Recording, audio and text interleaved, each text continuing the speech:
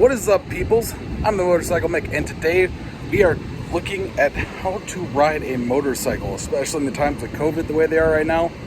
We are uncertain with going out in public or anything like that, and this is a way for you to learn privately, especially if you've already got a bike or you're looking at getting a bike. You can get one and learn to ride in your driveway, around your little cul-de-sac, around your neighborhood. And this is going to help you because everyone's uncomfortable with going out and about. And I want to make sure that people can get on bikes and enjoy them as much as I do. Also pay attention next week because there's some big changes coming to the channel.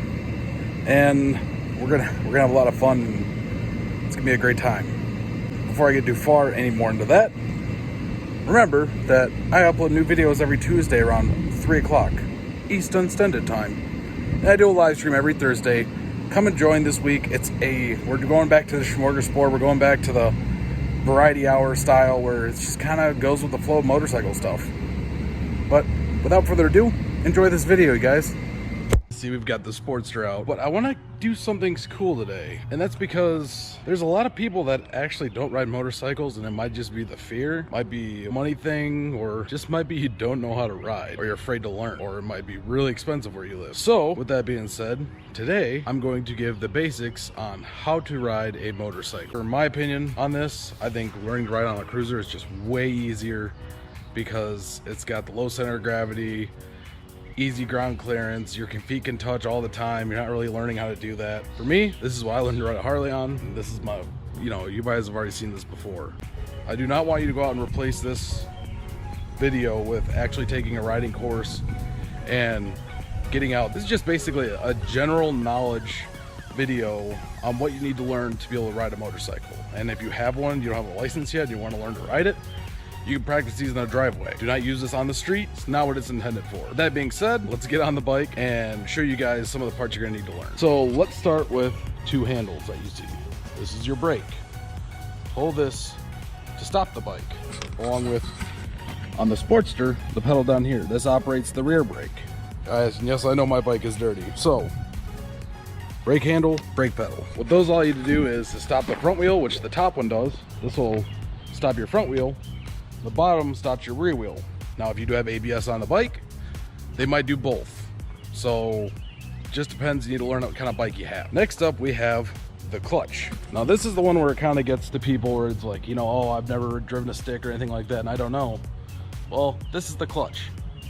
You pull this in to be able to use the shift lever down there. So what you want to do, if you watch, is pull the lever, then move it up. Or down, if you're downshifting.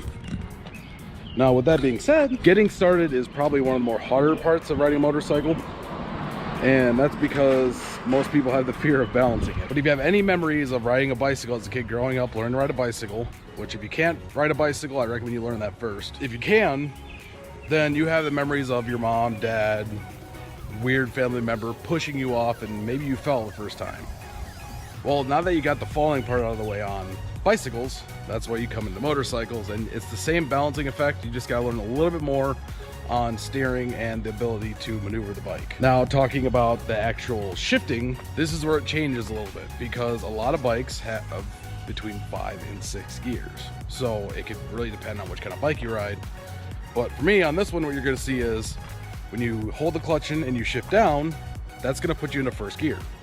Then after that, you have 4 gears up. So you shift down once, hold the clutch, shift down, and then once you get going, you can shift up to 4 more times to put you into 5th gear. My Heritage that you've seen in other videos has 6, and it still has the same mechanism of 1 down, 5 up. So that's really pretty straight across the board. Just should be noted for you guys that they have between 5 and 6 gears. Now, when you're sitting on the motorcycle, stand up, or you can leave it down if you're wanting to learn it. That's gonna look like as you're accelerating, which saw with the throttle, you're gonna have to release the throttle, pull in on your clutch, and shift up. Or if you're coming to a stop, you're gonna release the throttle, hold the clutch, and shift down.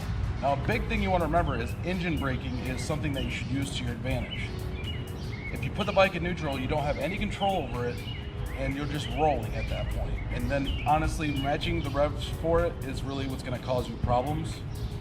So you want to be very careful. So always make sure that you're only shifting down 1 gear at a time when you do that, you want to make sure you're matching the revs to the point where it lowers down to the next gear.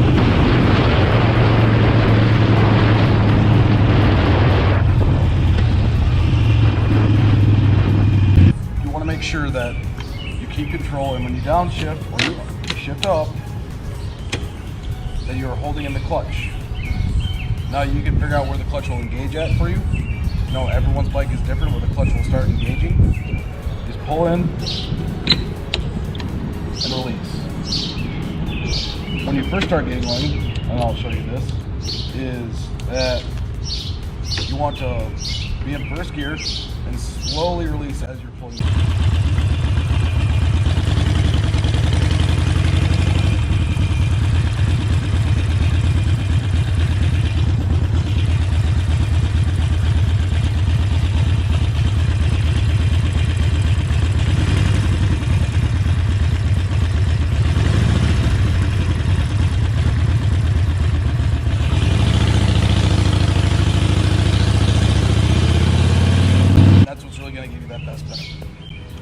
So now you've figured out how to get on the bike, you've figured out the throttle, you figured out the clutch, you figured out the brake. You want to start moving, because now you've figured out how to start the bike. You maybe sit on there a couple of times and drive the motor and been excited. Now is actually the time to get the bike from one destination to the next. That's where it comes to be a little bit tricky, because one of the hardest things about actually being on a motorcycle is starting and stopping. Now there's a whole other situation where you have to worry about watching everyone around you, paying attention to the traffic, paying attention to things in the road.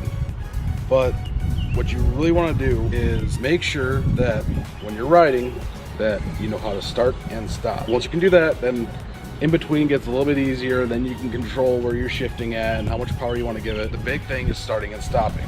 People will tell you when you're starting to ride the bike, you know, just walk it. Just slowly release the clutch and you're just walking with the bike, which I'll probably insert a clip of now.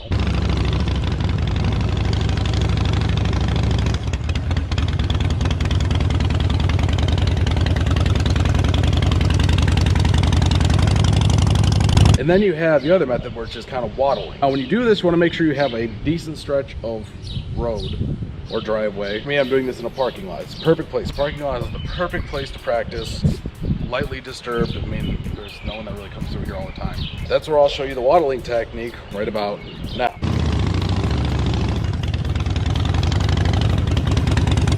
Both those can be used to build up where you want to be actually riding the bike. Proper use of the throttle, the clutch, and the brake, allowing you to be able to ride a lot better once you start building up speed. So when you start out walking, it kind of gives you the feeling of the movement. Once you start waddling, it kind of gives you the better of the balance. If you are a first-time rider, never been on anything that moves fast with a motor like this, I would say definitely go through and start off with the walking part, just kind of releasing the clutch and controlling it and allowing you to feel the control of the bike and allowing you to feel the movement of it. And then you start to move up to the waddling process. And that's where you really want to build up to getting going. Once you get started, stopping is a lot easier. You just want to make sure you use both feet. When you stop, like put both feet down.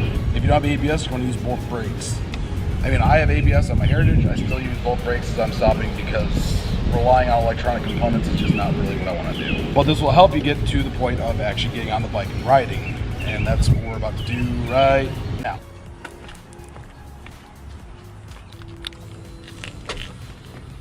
Remember to hold the clutch in while you're starting the motor in gear. Actually, general rule of thumb, hold it in all the time.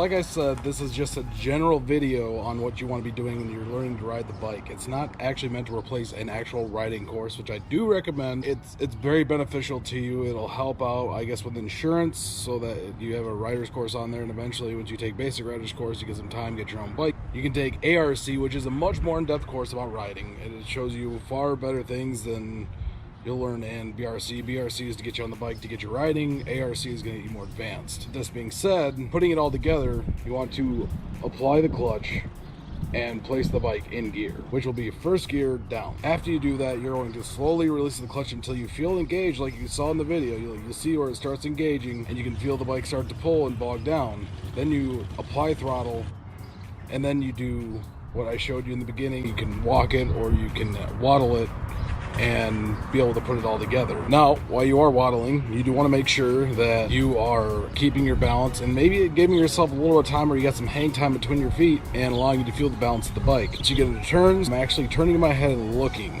where I'm going, along with turning the handlebars not too sharp. You'll have to lean too, but most of the time when you apply, you just kind of look towards the direction of where you're going. You're going to feel that bike lean with you, and then eventually you're going to start leaning a little bit more and learn where that perfect point is for you to make turns the way you feel you want to versus the way it's going to feel awkward at first because you're going to be uncomfortable with balancing along with the bike being leaned as you're turning. At that point, you want to take turns slowly, not too slow, but slow enough to where you can still control the bike and allow for you to not topside it, which is topsiding is when you're going to turn and you fly off the bike the other way. Laying it down obviously just means the bike slides on its side. Topsiding will fling the bike from one side to the other. But I hope you guys enjoyed this video. If you did, don't forget to hit that big thumbs up, hit that subscribe button, and leave a comment. Let me know what you guys think. But in times of COVID like this, we have to make sure that we understand that you can still ride or learn to ride. Don't be restricted by what is happening out in the world. And as always, I hope you have a great day, evening, night, morning, afternoon tea, brunch, lunch, nightcap, midnight snack, crumpet, McGriddle, bacon sandwich. And remember to always ride for freedom. Goodbye. I'm going crazy. Lost inside of my mind.